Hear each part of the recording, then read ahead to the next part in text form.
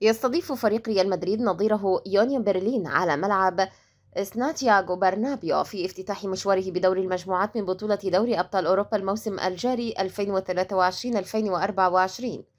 يقع نادي ريال مدريد في المجموعة الثالثة بدوري أبطال أوروبا 2023-2024 مع كل من نابولي ويونيون برلين وسبورتينغ براغا على الترتيب.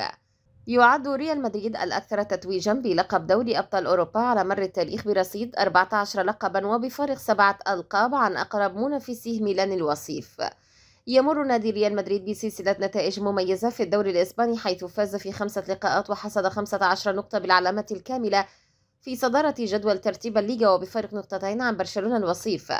تقام مباراة ريال مدريد ضد يونيون برلين في الجولة الأولى من دوري أبطال أوروبا 8 إلى الربع مساء بتوقيت القاهرة ومكة المكرمة.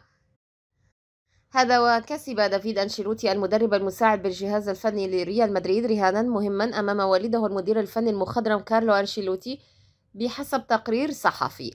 فقد ذكرت شبكة ديفينسا السنترال الإسبانية أن دافيد راهن والده كثيرا على نجاح المهاجم خوسيلو مع ريال مدريد، وكان يصر على تواجد صاحب 33 عاما في التشكيلة الأساسية. وبالفعل أحرز خوسيلو هدف فوز المرينجي على ريال سويسيداد 2-1 بالأمس في إطار الجولة الخامسة من الدوري الإسباني. ويرى أنشيلوتي الابن أن خوسيلو مهاجم كلاسيكي يجذب المدافعين ويمنح المزيد من المساحة والحرية لرودريغو غويس من أجل التقدم.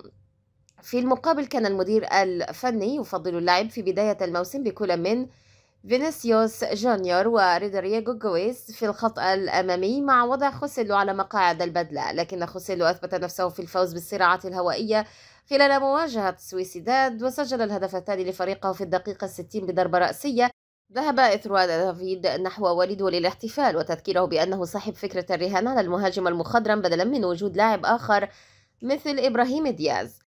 هذا وزاد الياباني تاكيفوسا كوبو نجم فريق ريال سويسيداد من فرص عودته إلى ريال مدريد ناديه السابق بعد مردوده المبهر في سانتياغو برنابيو ضد النادي الملكي في مباراة الفريقين بالدوري الإسباني مساء الأحد. وعزف ميسي اليابان لحن التألق ضد ريال مدريد ونجح في الاختبار ضد النادي الملكي حسب ما وصفت شبكة أوكادياريو الإسبانية، حيث اندهش الجمهور في البرنابيو من أسلوبه وطريقة لعبه. أيضا كان الحديث عن عودة كوبو المحتملة إلى الريال كان متواجدا في مختلف وسائل الإعلام الإسبانية بعد مردوده الجيد مع فريق سان سبيستيان ومع ظهوره المميز بشكل مميز جدا ضد الريال.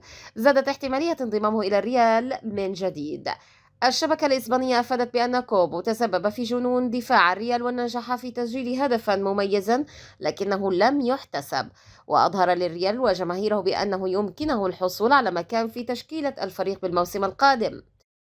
ووضع الريال بندا في عقد بيع كوبو لسويسيداد يتيح له إعادة شراء عقده مع امتلاكه بنسبة 50% من حقوق البيع حتى صيف 2027 مع حق رفض أول عرض يصل من أجل الحصول على خدماته، علما بأن قيمة كسر عقده مع ناديه الحالي تصل إلى 60 مليون يورو.